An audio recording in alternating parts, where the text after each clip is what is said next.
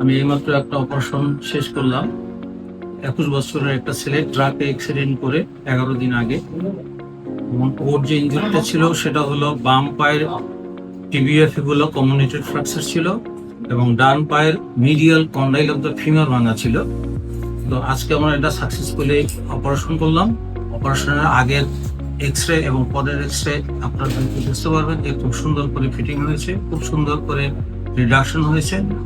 আমাদের একটু সময় লেগেছে কারণ দুটো অপারেশন করতে, এবং টিবিএফিকুলার অপারেশনটা আমরা শুধুমাত্র ছিদ্র করে করেছি, কোনো ওপেন করিনি।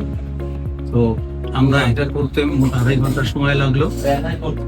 আমি রয়্যাল মাল্টি ডিসিপ্লিনারি হসপিটালকে ধন্যবাদ জানাই, এখানকার স্টাফকে ধন্যবাদ জানাই, তার সাথে আমার যিনি অ্যানেস্থেটিস্ট ছিলেন ডাক্তার সরোয়ার, তাকে ধন্যবাদ জানাই। নিজের টিম সর্বোপরি সুন্দর কাজ করেছে, সবাইকে আমি ধন্যবাদ জানাই। আপনাদেরকে অসীম ধন্যবাদ জানিয়ে শেষ করলাম। আল্লাহ হাফেজ।